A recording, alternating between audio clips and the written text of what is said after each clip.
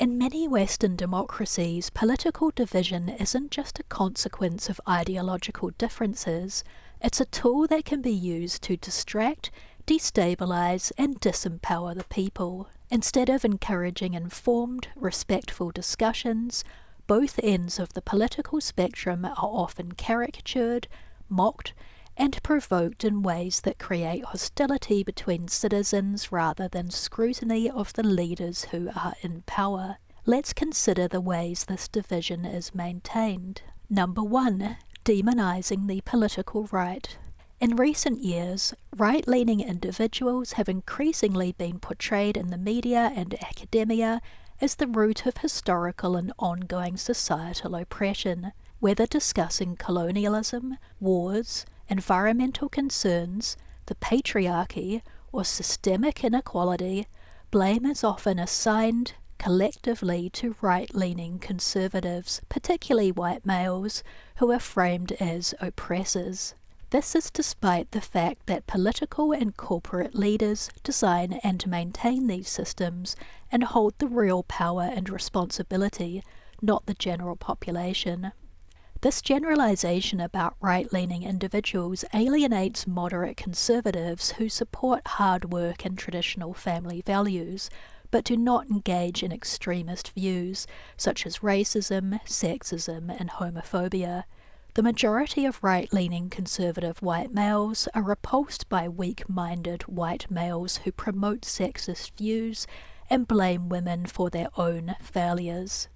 These family men want what is best for their wives and daughters, and they would not associate with such weak-minded men, but yet the media falsely portrays them as one and the same.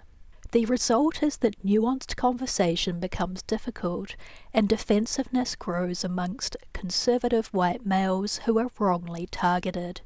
While racism, sexism, and other forms of discrimination must be addressed to establish equality and a fair society, apportioning blame on the wrong group is not the way to go about it. Blanket characterizations of conservatives reduce complex issues to identity-based blame and provoke resentment rather than understanding. Number 2. Mocking the political left. While conservative voters are blamed by the left, liberal voters are frequently mocked or set up to appear ridiculous through the selective promotion of extreme or performative activism.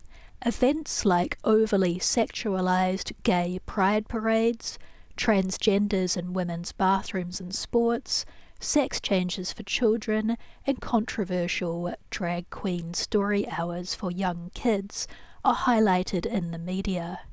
This is not to promote LGBTQ+ inclusion, but to provoke outrage and push the idea that left-leaning causes are absurd, dangerous, and anti-family. These sexualized parades reignite old-fashioned fears that homosexuals are perverts who want to gain access to children for nefarious purposes. This creates a trap. The left feels compelled to defend all progressive causes to avoid appearing intolerant, while critics on the right use sensationalist and extreme examples to discredit the entire progressive movement. Meanwhile, legitimate discussions about gay rights, public decency, and mental health are lost in the noise of an emotional debate. Number 3. Divide and distract. Leaders have long used the divide and rule strategy to stir dissent among the population, making it unlikely they will unite and rise up against those in power. Both the political left and right are encouraged to focus on each other's perceived flaws, leaving the government and the elites largely unchallenged. While the left and right argue over identity politics and culture wars, they are distracted from the real questions, such as why affordable housing remains out of reach for families, why healthcare costs and electricity prices continue to climb, or why health inequality grows unchecked. You'll notice that in most democracies, we're presented with just two choices, right or left. The those with centrist, balanced views are forced to pick a side or not vote at all. This, once again, is a divisive tactic, one that separates us from those on the side we didn't choose. By keeping the population emotionally invested in ideological conflict and battles, attention is diverted from deeper systemic issues that affect the population. Many people face mounting challenges including wages that no longer cover rent and basic expenses, unaffordable healthcare, rising crime, and soaring electricity prices that make heating their homes a financial burden. But the more divided the public becomes, the less likely people are to unite in demanding accountability from those in power. Meanwhile, leaders enjoy the luxury of lavish homes and exclusive dinners at the world's most elite hotels while attending political conferences where they claim to be discussing how to improve life for the general public. Number 4. Media amplification. Social media and corporate news outlets play a crucial role in amplifying division. Algorithms reward outrage and fighting, not understanding and peaceful debates. Extreme opinions receive more attention, making it seem like society is more divided than it actually is. Meanwhile, thoughtful centrists and bridge builders are ignored as they don't generate the drama required to get views. Governments fail to intervene in this polarizing ecosystem because they benefit from it. A divided electorate is easier to manage, predict, and manipulate.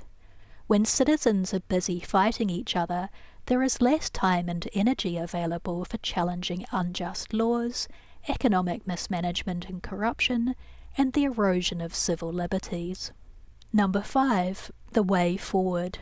To move forward, citizens across the spectrum need to recognize how division is manufactured and resist the urge to label one another as enemies.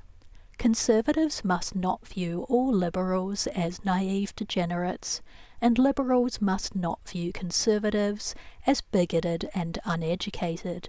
Most people share common goals, such as safety for their families and children, fairness, opportunity, and dignity. By focusing on these shared values rather than media caricatures, voters can re-center the conversation on real issues such as housing, education, healthcare, justice, and government transparency. Division is not inevitable. It's designed, manufactured, and sold to consumers. And once you see the pattern of division, you're better equipped to break it and stop wasting your time and energy fighting the wrong enemy.